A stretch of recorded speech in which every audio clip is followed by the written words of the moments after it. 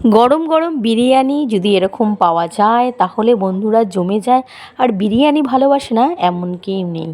আর এই বিরিয়ানি অতি সহজেই চটজলদি হয়ে যায়। তাহলে দেখে নেওয়া যাক আজকে আমি বিরিয়ানি বানিয়েছি কতটা ইজিভাবে, মানে আপনারাও বানাবেন। আর এর স্বাদ কিন্তু সত্যিই দারুণ লাগে।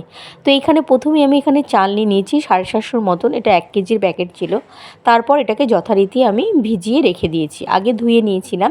তারপর এখানে ছিল চিকেন 1 কেজির মতন, সেই চিকেনটাকে আমি টক দই আর গোলমরিচ দিয়ে মাখিয়ে একটা সাইডে রেখে দেবো।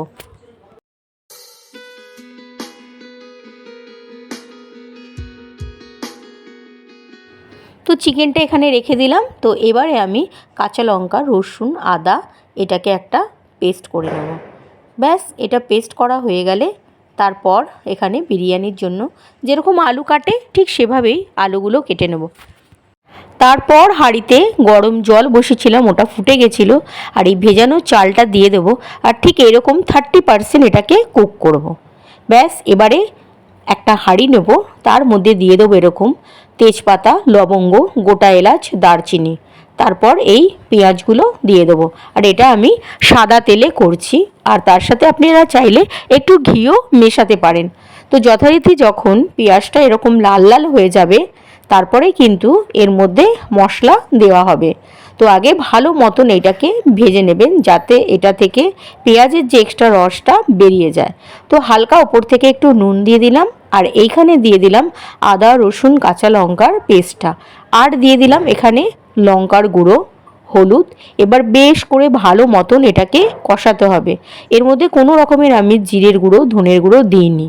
আর এই যে চিকেনটা রয়েছে এই চিকেনটাকে এবার এর মধ্যে দিয়ে ভালো মতন এটাকে নাড়াচাড়া করব যাতে এটা ভালো মতন সেদ্ধ হয়। আর এখানে ছিল সেই আলু, নুন হলুদ মাখানো আলুগুলো এর মধ্যে এবারে দিয়ে দিলাম।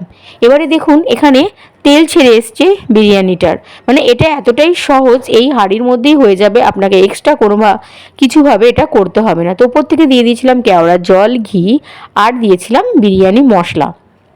তো এবার এটাকে আবার একটুখানি নাড়াচাড়া করার পর এটাকে ঢেকে দেবো। আর এই খাবারটা তো এতই সুস্বাদু হয় যে আপনারা তখন আর অন্যভাবে বিরিয়ানি কিন্তু করতেই চাইবেন না। তো যথারীতি এটা যখন মাংসটা অনেকটা কুকড হয়ে গেছে তার মধ্যে আমি দিয়ে দিয়েছিলাম কাঁচা দুধ, আর ওপর থেকে দিয়ে দিয়েছিলাম জায়ফল গুঁড়ো।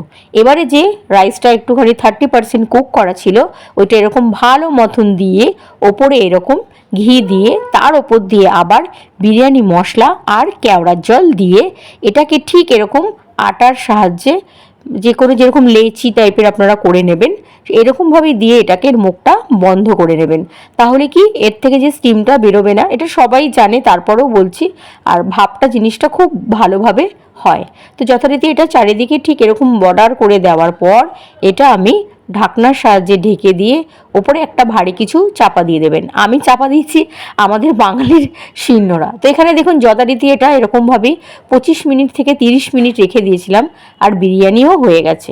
তো এই বিরিয়ানিটা কিন্তু ঘরে অবশ্যই কিন্তু একবার ট্রাই করে দেখতে পারেন।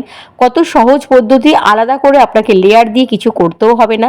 আর একবার এরকম গরম গরম খেয়ে যদি মানে প্রশংসা না পান তাহলে কিন্তু আমার রান্না করাটাই বৃথা, এইটুকুনি গ্যারান্টি দিতে পারি।